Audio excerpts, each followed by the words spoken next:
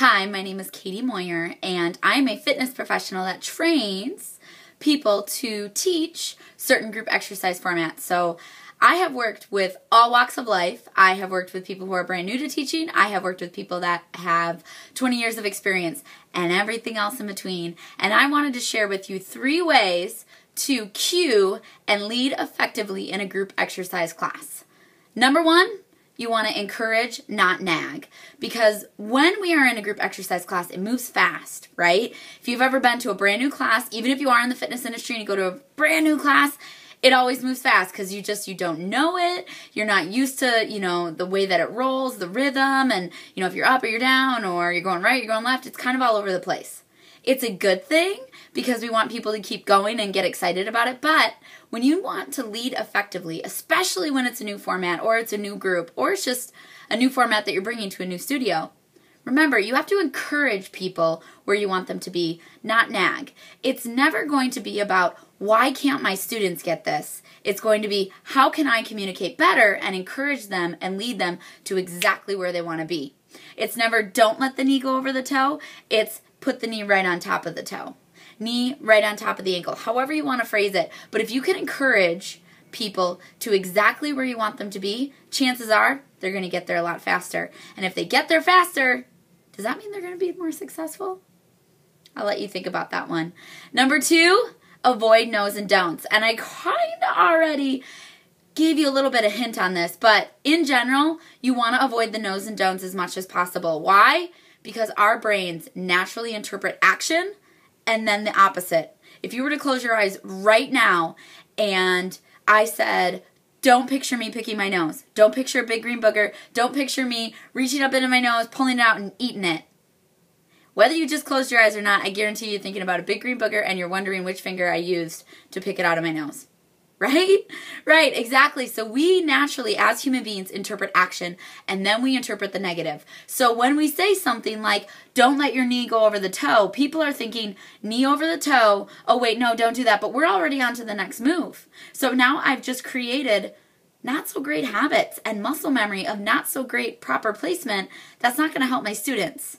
So going along with encouraging, not nagging, you really want to avoid those no's and don'ts. And yes, we're all human, it happens. However, the more you can really encourage people to exactly where you want them to be, avoid those no's and don'ts, the more success you're going to have with your class because people are going to know exactly what to do, when to do it, and how to do it. And third and finally, make your cues short and concise.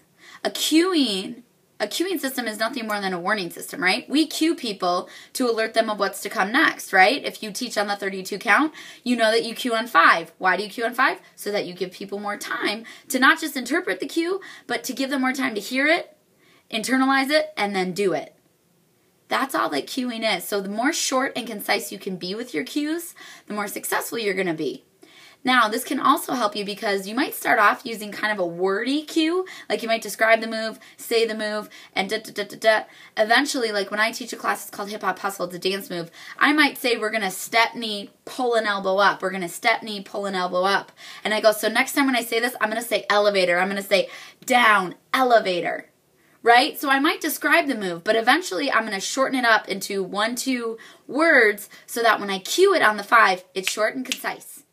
That's what you want to do. The more time you give your students to hear the cue, internalize it, and do it, the more successes they're going to have because they're probably going to start right on the 1 with you.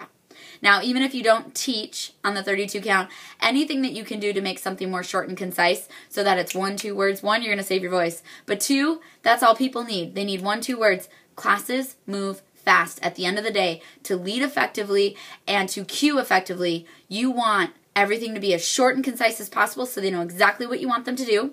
You want to encourage them, not nag them. You really want to make sure that they know exactly where you want them to be. Lead them to exactly where they want to be. And avoid those no's and don'ts. It's those little things, it's all 3 of those little things kind of combined into your class that people walk away feeling like, I had no idea what we were doing in that class, but I still felt like I could follow along.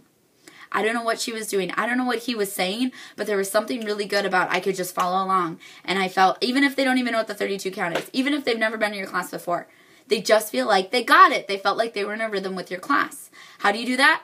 You be the leader. Remember, when you're a group exercise instructor, it is never, ever, ever, ever that your class isn't getting it. It is always about me as the communicator, me as a leader. How else can I communicate this so that my students follow and join with me, right? Because we become instructors to help people. We can't help people if we don't lead and cue effectively. So I hope those 3 tips help, and get out there and inspire the world.